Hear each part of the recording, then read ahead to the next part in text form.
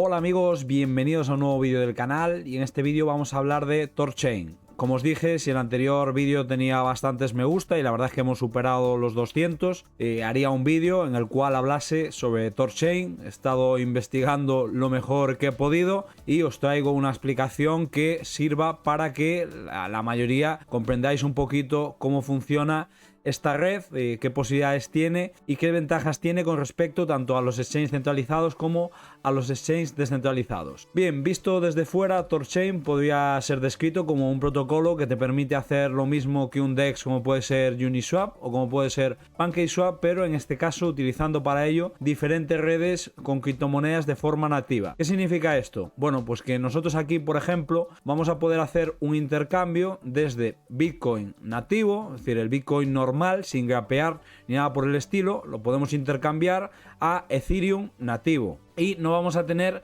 ningún tipo de riesgo en este sentido porque no estamos utilizando tokens que estén imitando a otro token, por muy seguros que sean y por muy estandarizados que estén en una blockchain.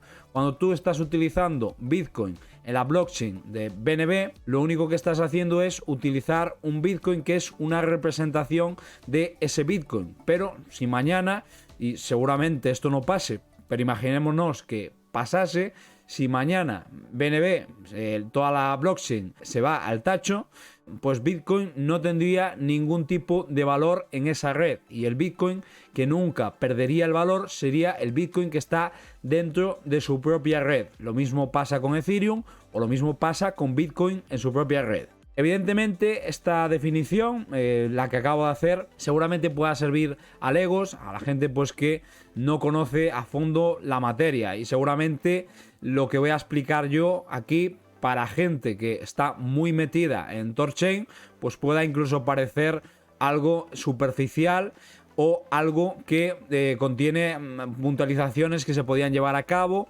o cuyo contenido podría ser mejorado, ¿vale? Pero bueno, yo aquí básicamente lo que pretendo es dar una explicación que sirva para todo el público o para gente que esté relativamente iniciada. Es por ello que a lo largo de este vídeo os voy a ir enseñando, voy a ir ahondando un poco más en el asunto para dar una idea más precisa sobre cómo funciona THORChain y su ecosistema, intentando que aún así sea entendible para la mayor parte de usuarios. Bien, empezamos por definir qué es THORChain y, como os decía, a pesar de que pueda pasar para el común de los mortales como un simple DEX o como una especie de protocolos que interactúan entre sí con diferentes dApps de farming, staking y demás, aunque después veremos el tema del staking, la realidad es que se trata de un backend, es decir, que actúa por detrás y hay mucho más que eso que nosotros estamos viendo en el frontend. Para empezar, THORChain es en sí mismo una red de capa 1 totalmente independiente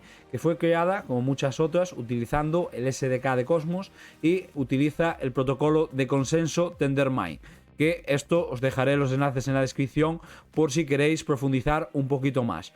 Y para el tema de las firmas utiliza esquemas TSS, que esto se conoce como Threshold Signature Schemes, y básicamente pues lo que agrega es una capa de seguridad adicional a los esquemas multifirma.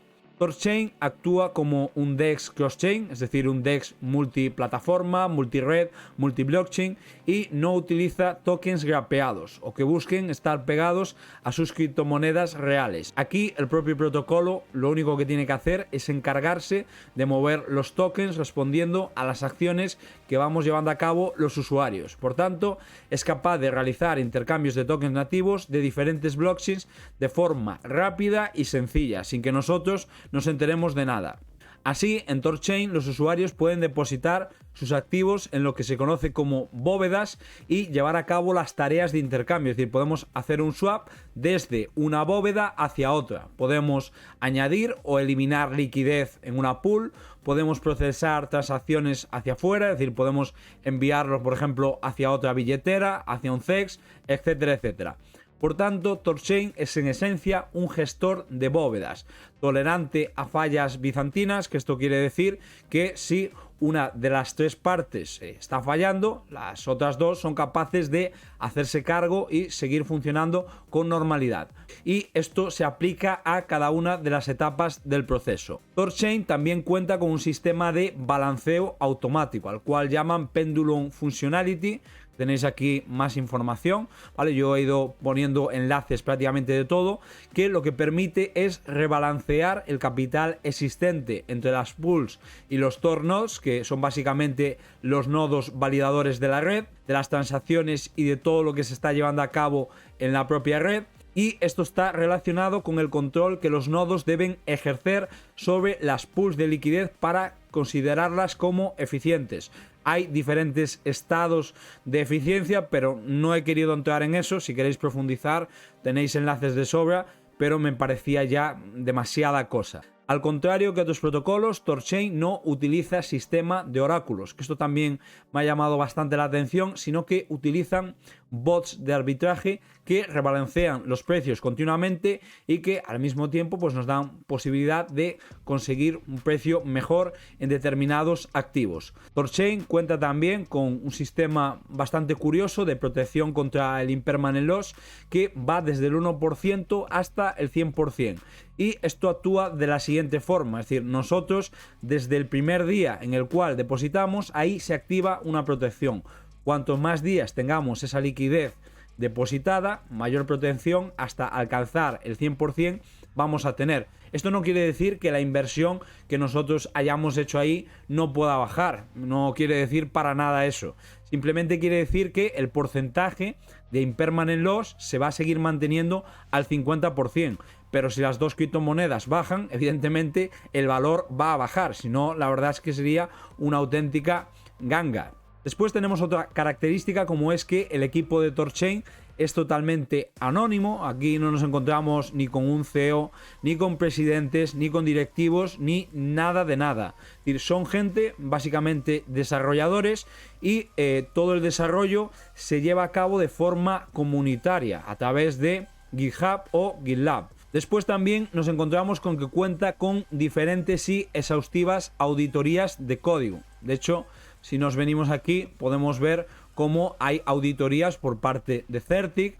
También hay aquí diferentes auditorías en cuanto al sistema económico y otras más, aparte de diferentes reportes. Tenemos aquí toda la información sobre white paper, etcétera, etcétera, ¿vale? Para cada una de las tecnologías que se están utilizando. El proyecto está totalmente documentado, es una auténtica pasada, la verdad. Y después, en cuanto a principales características, bien, nos encontramos con que nos permite hacer intercambios entre tokens nativos de diferentes redes Layer 1, por ejemplo, de Ethereum a Bitcoin. Después, los usuarios no tienen que registrarse, como sí que ocurre, por ejemplo, en un CEX, donde aparte hay que pasar verificación KIC, hay que ceder datos a gobiernos, etcétera, etcétera. Aquí no hay tokens grapeados, lo cual no quiere decir que no haya tokens sintéticos. Todos son nativos y seguros. También tenemos transparencia sin tener que recurrir a terceras partes centralizadas. Tenemos pools de liquidez para maximizar nuestros beneficios, aunque tampoco os esperéis unos APRs de la leche. También podemos realizar staking para recoger recompensas en la misma criptomoneda, pero lo que no podemos realizar, y después lo ampliaremos, es staking de la criptomoneda Rune. Y después, por cada asset que se deposita, por ejemplo, imaginémonos que yo deposito $1 en Ethereum, se bloquean $3 en la criptomoneda Rune para de esta forma mantener la salud del ecosistema. Principal misión de TorChain. Bien, pues TorChain nace como una alternativa tanto a los CEX como a los DEX convencionales. Y si bien los primeros de ellos, es decir, los CEX, permiten llevar a cabo intercambios con criptomonedas en formato nativo, en algunas ocasiones, muchos de ellos no están regulados, por lo que son poco seguros. Y los que sí lo están, como por ejemplo puede ser el caso de Binance, cuentan con medidas de control que muchas veces pueden parecer abusivas. De hecho, ahora incluso te hacen grabar un vídeo, mirar hacia tu izquierda, y después creo que tienes incluso que mandarles un documento del ayuntamiento. Es decir, es ya unas medidas de control demasiado exhaustivas. Y en cuanto a los DEX, la mayoría de ellos se centran en la máquina virtual de Ethereum, es decir, son EVM. Nos encontramos un montón de casos donde tienen el staking en la L1 y después en la L2 que está asociada, o en una sidechain o lo que sea. Ahí es donde tienen los contratos inteligentes, lo que realmente funciona de forma rápida, y eso se hace todo con la máquina virtual de Ethereum. En este caso, su blockchain, o en el mejor de los casos. Y aquí, además, en este tipo de casos, los tokens no son nativos y por tanto tampoco son seguros al 100%. Ya no estoy hablando de que tengan una representación de su token nativo a nivel de Ethereum Virtual Machine, que eso normalmente suele ser bastante seguro. Estoy hablando de tokens grapeados de Bitcoin, después de tokens que te llegan de un puente, historias varias que ya hemos visto todos cómo acaban, ya que estos están sujetos a distintos riesgos, que son básicamente lo que os he comentado por encima. Muchas personas consideran a Bitcoin como el principal activo. Esto no es ninguna mentira, y más tal como se encuentra el mercado en la situación actual, que hay gente que dice que esto se va a cero y que ya no sirve absolutamente para nada y que es todo un Ponzi, como las pensiones, o incluso el único activo que realmente merece la pena. Para estas personas, que su visión es totalmente respetable, THORChain es la solución para acumular Bitcoin de forma descentralizada, nativa, y consiguiendo una rentabilidad por ello, ¿vale? Porque aquí somos nosotros los que estamos custodiando nuestras propias criptomonedas. Después le podemos agregar seguridad de Ledger y pues ya podemos tener totalmente securizadas esas criptomonedas, y al mismo tiempo no las tenemos paradas, sino que nos están generando una rentabilidad. Funciones del token nativo, es decir, funciones de Rune. Es el token nativo de THORChain y cuenta con las siguientes utilidades. Una de ellas sería servir como token para emparejar con todas las pools. Aquí todas las pools se emparejan contra Rune. Si yo quiero participar en una pool y recibir recompensas que me paguen un APR, voy a tener que emparejar, por ejemplo, Ethereum contra Rune. Por ejemplo, si yo tengo $200 y los quiero gastar en Ethereum contra Rune, lo que va a hacer el protocolo es dividir esa liquidez al 50%, y voy a tener de primeras $100 en Ethereum y otros $100 en Rune. Securización de la red. Tal y como ocurre con otras blockchains Proof of Stake, THORChain requiere de nodos validadores que aseguren la red, todas las transacciones que se realizan en ellas, la prueba de consenso, etcétera, etcétera. Evidentemente, estos nodos no están aquí por amor al arte, sino que necesitan tener un incentivo económico, y dicho incentivo se les paga en forma del token Rune. Después también sirve para la votación en la gobernanza, es decir, existe un sistema de gobernanza que sirve para proponer y tomar decisiones sobre THORChain. A mayor cantidad de tokens, aunque esto no es exactamente así, más poder de voto, ¿vale? Pero como digo, no es exactamente así. No es una gobernanza al uso. Incentivos a proveedores de liquidez por los intercambios, es decir, por los swaps que hacemos, y a los operadores de los nodos, tal y como ya había comentado. Después, consideraciones importantes que debéis tener en cuenta. Ya no hay Rune BIP20, si es que lo ha habido. Si es que lo ha habido, ya no lo hay. Y si os lo venden, os están escameando, es decir, es un scam. Solamente está disponible Rune de forma nativo, y después hay algo de Rune ERC20, es decir, compatible con Ethereum, y Rune BIP2, porque al principio este fue un proyecto que se desarrolló dentro de un hackathon de Bitcoin, y por tanto, pues al principio, teniendo en cuenta que el SDK de Cosmos todavía se encontraba en el horizonte, tal y cual, bueno, no sé, una serie de historias que ellos verían, pues el token Rune sí que se lanzó a nivel de BIP2, pero que sepáis que todo esto se está eliminando, y que dentro de lo que es el protocolo de THORChain solamente se puede utilizar Rune nativo. Y después aquí tenéis las wallets que soportan Rune. Podéis venir aquí y a través de este GitHub podéis echarle un vistazo.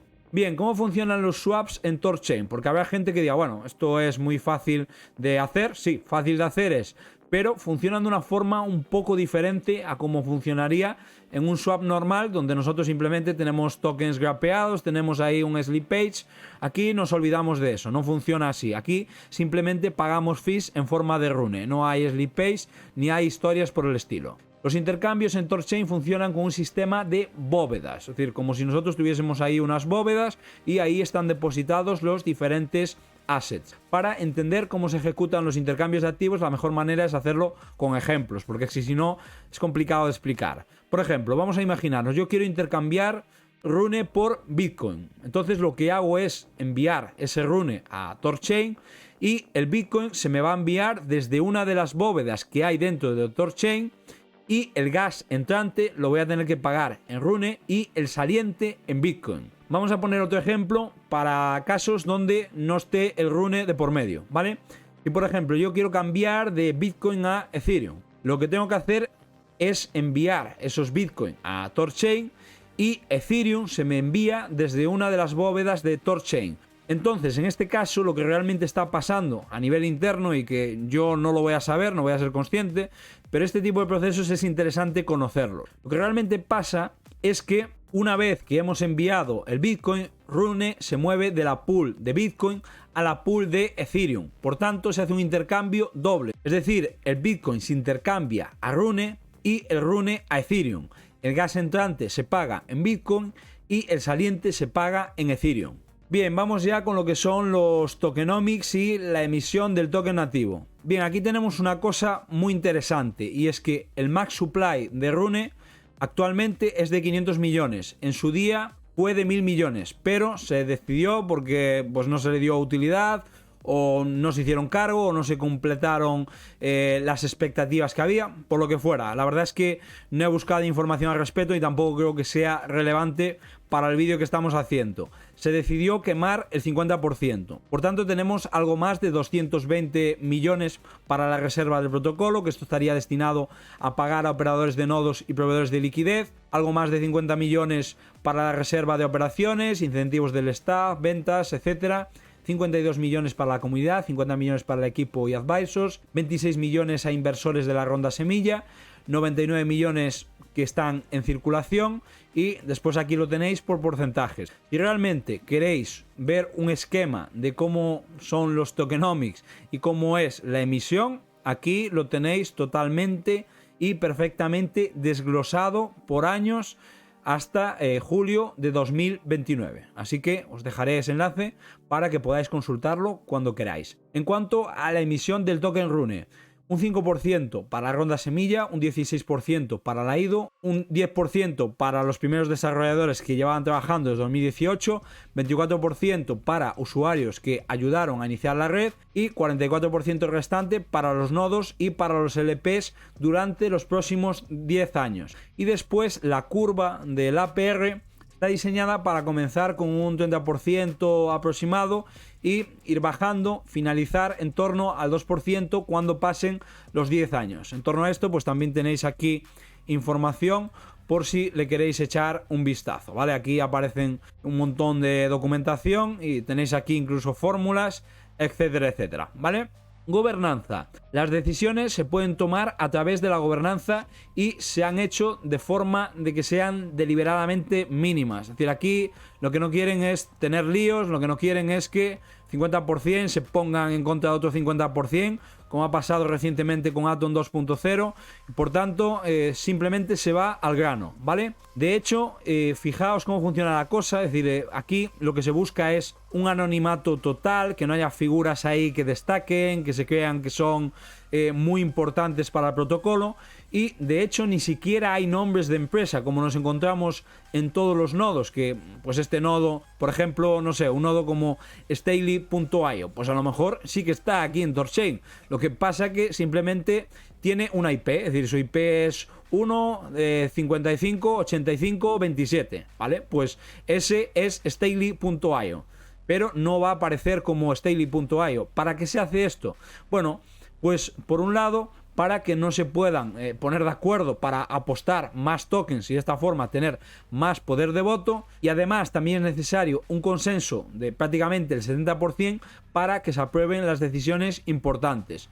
Y en cuanto a las decisiones que se pueden tomar, como vais a ver, son las básicas, pero las justas y necesarias. Es decir, los assets, las criptomonedas que sean listadas o que se van a deslistar, las cadenas que serán listadas o que se van a deslistar, cuándo se actualiza el protocolo y el límite económico, cuántos nodos pueden participar. Por ejemplo, si ahora hay 100, pues que a lo mejor esto se amplíe a 200. tipos de bóvedas y el protocolo Bifrost. Aquí esto son 2 párrafos, esto es muchísimo más complejo, pero he querido resumirlo lo máximo posible porque cada uno que investigue por su parte, porque si no esto da para muchísimo más.